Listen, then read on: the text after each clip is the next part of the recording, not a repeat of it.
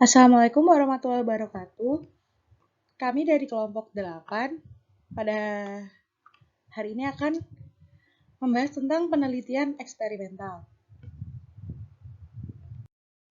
Sebelum masuk dalam pembahasan pada hari ini, izinkan saya memperkenalkan anggota kelompok. Yang pertama adalah Dede Setiawan, yang kedua Diva Aini Diatamisa Fitri, yang ketiga Galih Suryo, dan yang terakhir yaitu Devia Safa Salsabila.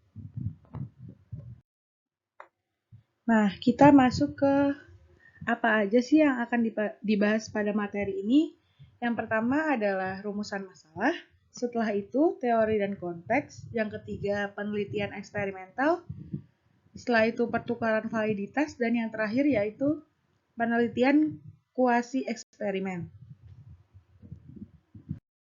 Oke, kita masuk ke materi yang pertama, yaitu rumusan masalah. Gibbons dan Salterio tahun 1996 halaman 24 menyarankan 4 pedoman untuk kebaikan penelitian eksperimental dalam akuntansi. Yang pertama yaitu pernyataan yang jelas tentang masalah, pentingnya, dan kontribusinya terhadap pengetahuan yang akan dibuat solusinya. Yang kedua, pernyataan yang jelas tentang teori yang mendasari proses, khususnya teori yang mendorong perilaku dan dampak konteks pada teori. Yang ketiga, desain eksperimental yang baik karena kelemahan fatal dapat disebabkan oleh desain yang tidak sesuai atau tidak memadai. Yang keempat, pengakuan akan pentingnya validitas eksternal. Jika ini berarti kita membutuhkan pengaturan eksperimental yang lebih realistis, maka kita membutuhkan penjelasan teoritis yang lebih kaya tentang perilaku yang dihasilkan. Nah, pada rumusan masalah ini, variabel yang diamati yaitu Y, variabel terkait atau observasi, dan XI, yaitu variabel bebas atau perlakuan, yang dapat dimanipulasi dalam nilai seperti dalam eksperimen atau diukur dari data arsip seperti dalam studi ekonomi metrik. Untuk materi yang kedua yaitu teori dan konteks. Nah, di sini tuh ada 5. Yang pertama adalah peran teori dalam pengaturan penilaian nyata. Untuk mengambil keuntungan dari kekuatan potensial pengaturan eksperimental dalam menguji hubungan sebab akibat, kerangka teoritis yang dikembangkan dengan baik sangat penting. Setelah kerangka teoritis telah diterapkan, peneliti dapat memutuskan variabel mana yang harus dimanipulasi dan diukur, dan yang mana yang dikendalikan. Yang kedua yaitu penanaman penilaian dalam konteks tugas tertentu. Itu tuh merupakan ancaman yang berpotensi besar terhadap validitas eksternal penilaian dalam tugas-tugas eksperimental. Eksperimen yang dirancang dengan baik harus mencoba untuk mengatasi masing-masing masalah. Tetapi meskipun demikian, tetap sulit untuk mengontrol semua variabel asing potensial dengan sukses dengan kepastian 100% dalam percobaan apapun. Yang ketiga, peran insentif bagi peserta. Libby dan Lip tahun 1992 memberikan contoh menarik tentang hal ini, di mana mereka menyarankan bahwa kebisingan konseptual yang diperkenalkan oleh skema intensif dipengaruhi oleh faktor-faktor yang tidak terukur. Nah, kita tuh mungkin perlu memeriksa teori intensif dan cara mereka mempengaruhi individu dengan karakteristik pribadi yang berbeda sebelum kita dapat mengukur efeknya. Yang keempat, penggunaan tenaga profesional sebagai partisipan penelitian. Beberapa jurnal dan beberapa pengaturan eksperimental menuntut penggunaan peserta profesional yang terampil. Ini menjadi semakin sulit, bahkan di luar jurnal papan atas untuk mempublikasi penelitian eksperimental menggunakan khalayak mahasiswa sepenuhnya. Hal ini berlaku untuk audiens sarjana. Audiens siswa mungkin masih dapat diterima untuk pelaksanaan studi percontohan, tetapi mata pelajaran praktisi atau profesional akan diperlukan untuk studi utama. Dan yang kelima yaitu penggunaan penipuan untuk membuat pengaturan penelitian yang sesuai. Fakta bahwa subjek yang ditempatkan dalam pengaturan laboratorium dapat menciptakan efek menghasilkan hasil yang tidak muncul di luar pengaturan eksperimental. Hal ini dapat terjadi karena berbagai alasan, termasuk di mana subjek dapat mengadopsi sikap di mana mereka mencoba untuk menyenangkan peneliti. Untuk yang sekarang yaitu desain eksperimental. Trotman pada tahun 1996 mengikuti Campbell dan Stanley pada tahun 1963 serta Libby tahun 1981 menyarankan beberapa alternatif. Yang pertama, desain kelompok kontrol hanya pasca tes. Yang kedua, desain kelompok kontrol prates atau pasca tes. Yang ketiga, desain faktorial antar mata pelajaran. Trotman tahun 1996 mengidentifikasi sejumlah keuntungan yang berbeda dengan menggunakan desain faktorial. Yang pertama, efek interaksi dapat dievaluasi. Yang kedua, variabel pengganggu yang berpotensi dapat dipertahankan konstan di dalam sel sehingga pengaruhnya dapat dievaluasi. Yang ketiga yaitu validitas eksternal berpotensi dapat ditingkatkan. Yang keempat yaitu lebih ekonomis. Desain faktorial dalam mata pelajaran, yaitu keuntungan desain itu apa aja, yaitu lebih sedikit mata pelajaran, kekuatan statistik dari hasil berpotensi lebih besar. Yang ketiga, berguna untuk memeriksa perbedaan dalam penggunaan informasi dan dampak dari perlakuan yang berbeda. Yang kedua, kerugian desain penelitian ini menurut Brownell tahun 1995 dan Trotman tahun 1996, yaitu efek permintaan, variabel subjek tidak dapat digunakan sebagai variabel penjelas. Yang ketiga, efek latihan. Yang keempat, efek bawaan. Yang kelima, efek statistik. Dan yang terakhir, efek Q-salience. Untuk materi selanjutnya, terdapat 6 langkah dalam prosedur alternatif variabel. Yang pertama adalah kelompok kontrol untuk menahan variabel asing konstan. Yang kedua ada pengacakan, yaitu distribusi variabel memiliki kemungkinan yang sama di semua variabel independen. Yang ketiga, memegang konstan, yaitu variabel yang memiliki nilai yang sama di semua nilai variabel independen. Kemudian yang keempat ada pencocokan, yaitu distribusi variabel merupakan umum di masing-masing variabel independen. Yang kelima, penyeimbangan, yaitu menggunakan semua kombinasi urutan perlakuan akan mengatasi dampak efek urutan apapun, tetapi akan memerlukan persiapan berbagai versi eksperimen. Dan yang terakhir adalah mengabaikan variabel dengan sengaja atau tidak sengaja. Kemudian validasi konstruk menggambarkan sejauh mana konstruksi abstrak berhasil dioperasionalkan. Definisi ini mencakup sejauh mana konstruksi diukur dengan andal dan sejauh mana mereka menyediakan langkah-langkah yang secara efektif menangkap esensi abstraksi. Selanjutnya adalah pembentukan konstruksi validitas. Menurut Nunnally tahun 1978 menjelaskan 3 aspek pembentukan konstruksi validitas. Yang pertama, tentukan variabel-variabel yang dapat diamati dan terkait dengan konstruk.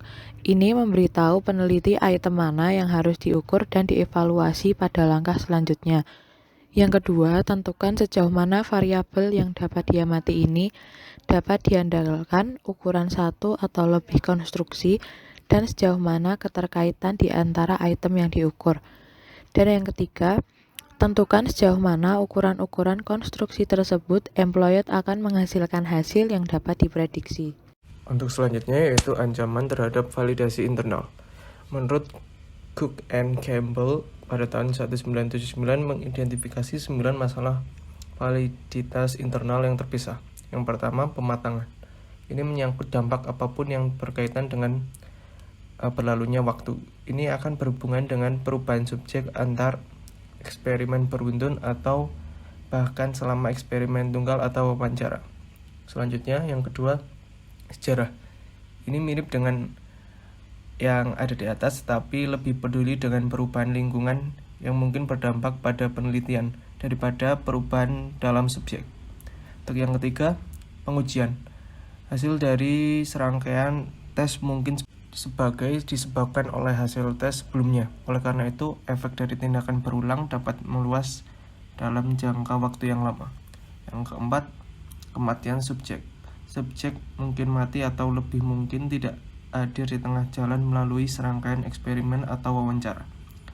Untuk yang kelima, mortalitas eksperimental atau perjalanan waktu dapat memiliki banyak efek pada perusahaan subjek. Untuk yang keenam, yaitu peralatan. Peralatan merupakan bahan industri dan prosedur yang identik harus digunakan selama penelitian, selain di mana perawatan sedang diverifikasi secara tidak sengaja. Untuk selanjutnya, yang ketujuh yaitu pilihan. Subjek harus dialokasikan secara acak ke sel atau kelompok untuk tujuan perbandingan, tapi ini mungkin tidak mungkin dicapai dalam praktik atau tidak cukup untuk mengontrol semua varian dalam sampel. Untuk yang ke-8, regresi statistik. Akan ada kecenderungan statistik untuk hasil berurutan dari individu untuk mundur menuju mean. Ini harus tercermin dalam interpretasi pola hasil yang berurutan dari waktu ke waktu. Untuk yang 9, imitasi perawatan, di mana subjek dari berkomunikasi satu sama lain adalah kemungkinan bahwa kami akan mencapai respon independen. Hal ini dapat diatasi dalam peraturan eksperimental dengan meminta subjek untuk tidak berkolaborasi atau dengan memanipulasi perintah instrumental untuk menghalangi perbandingan yang berguna. Dan yang terakhir, demonstralisasi penuh kebencian. Selanjutnya, ancaman terhadap validitas eksternal. Menurut Christensen pada tahun 1994 menetapkan 3 bentuk perhatian validitas eksternal, yaitu yang pertama, validitas populasi. Temuan penelitian harus dapat digeneralisasi kepada orang lain, perusahaan, negara, atau budaya sebagaimana mestinya. Tapi banyak sampel penelitian tidak representatif. Untuk yang kedua, validitas ekologi, atau temuan penelitian dapat digeneralisasi untuk situasi lain dan pengaturan lingkungan. Persyaratan ini memacu pencarian realitas yang lebih besar dalam eksperimen dan meningkatkan perhatian pada konteks eksperimen. Untuk yang terakhir, validitas sementara atau temuan penelitian dari digeneralisasikan sepanjang waktu. Untuk selanjutnya, menurut Brownell pada tahun 1995 mengidentifikasi 3 ancaman validitas eksternal. Lebih lanjut, yang pertama, interaksi pengobatan atau seleksi. Manajemen organisasi biasanya memilih anggota staf yang akan berpartisipasi dalam penelitian, maka biasanya akan menjadi pemain yang lebih baik dan mereka akan selalu menjadi mereka yang memiliki waktu luang. Untuk yang kedua, interaksi pengobatan atau peraturan. Tanpa replikasi atau yang juga tidak mungkin dicapai, kita tidak dapat menggeneralisasikan temuan dari kelompok orang tertentu dalam suatu organisasi kepada orang lain di tingkat yang berbeda atau di lokasi lain atau organisasi yang berbeda. Dan yang ketiga, interaksi pengobatan atau pengobatan, di mana perawatan sebelumnya tampaknya berdampak pada yang berikutnya atau dalam desain eksperimental dalam subjek. Mungkin akan hubungan bersyarat yang memerlukan desain ulang model penelitian. Penelitian kuasi eksperimen.